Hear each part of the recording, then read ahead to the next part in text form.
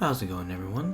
Today we're here to talk about the KiiBOOM Phantom81. This is a 75% rotary knob keyboard with all the RGB goodness. It's priced at $159 per unit that comes pre-built. It also has black, yellow, and clear as their colorway. Obviously, this was the clear unit, and while it was sent for free, I'm going to give you my whole and honest opinion. Right from the start, we have an amazing unboxing experience. KiiBOOM did a great job packaging the keyboard with everything you need to get started in the hobby. It has a manual, keycap and key switch puller, Type-C cable, and it came wrapped in a very nice, soft, clean cloth. Something that I've never seen any keyboard come with. It's a very nice addition, I would say. The Phantom81 has its pros and cons for sure, though that may be subjective. For me, here are some pros. It looks stunning, and I mean, with the lights on or off, you really can't go wrong. It also features a nice soft gasket mounted design in the keyboard, and lastly, the whole board itself is almost rattle free from the stabs to the switches. I also want to note that the board is very hefty. It has a nice weight on the bottom, and the rotary knob is a nice, great, solid feel to it. It's also the smaller details like the switch puller and the included cloth that make your experience that much better when buying this keyboard. It isn't just a keyboard that's quality, it's the accessories as well.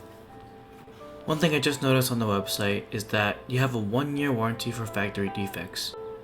While it's not the best warranty in the world, it's really nice to have a peace of mind. Now honestly, I only had 2 cons. I can't get used to the feeling of these keycaps. They feel too big. I've always used cherry keycaps, so that's just a preference kind of thing, but I still can't get used to it.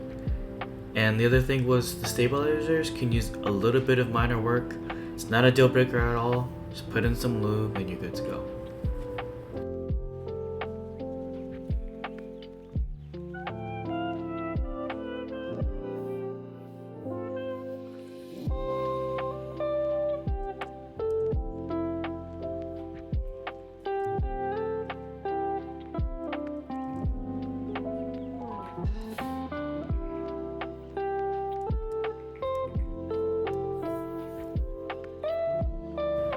Like most keyboards nowadays, the keyboard has 3 options to connect: Bluetooth, wireless USB, and Type-C.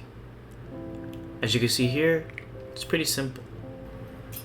So I believe these are linear switches that KiiBOOM had made somewhere else, and they are pre-lubed, as I don't really know the manufacturer, so I can't say too much on it.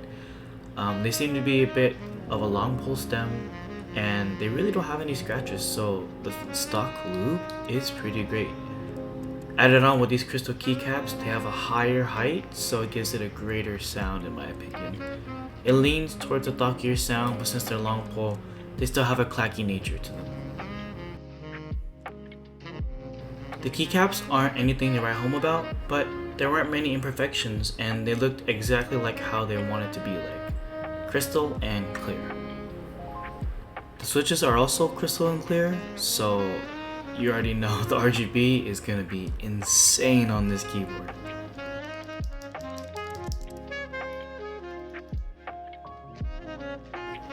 A weird thing I did notice is that this keyboard did have a little bit of a silicone layer in between the PCB and plate. It looks like it acts like a layer of PE foam in a way, but silicone. It works pretty well, and it doesn't get in the way of anything. However, I don't know if it actually adds a crazy benefit to it. I don't want to find out though, because I actually like the look of it and it's not half bad. The gasket mounted feature of this keyboard, however, is pretty great. It's definitely not too soft, not too firm, and I really like it. Also, the PCB is 5-pin south facing. Can't go wrong with that, right?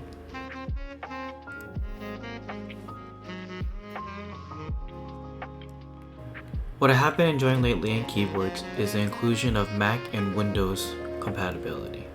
They don't make you choose, and that's the best part.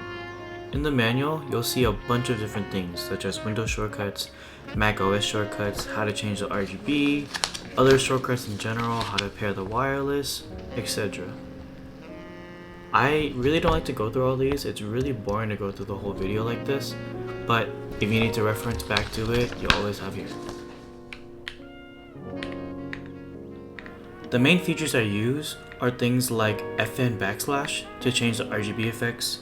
I also do FN left and right for things like the backlight speed. FN up and down does the brightness. FN delete does the backlight direction. There's a lot of endless things that you can do. The side light speed is also something you can adjust. You can do that by doing FN C and V. And honestly, just take a look at the manual.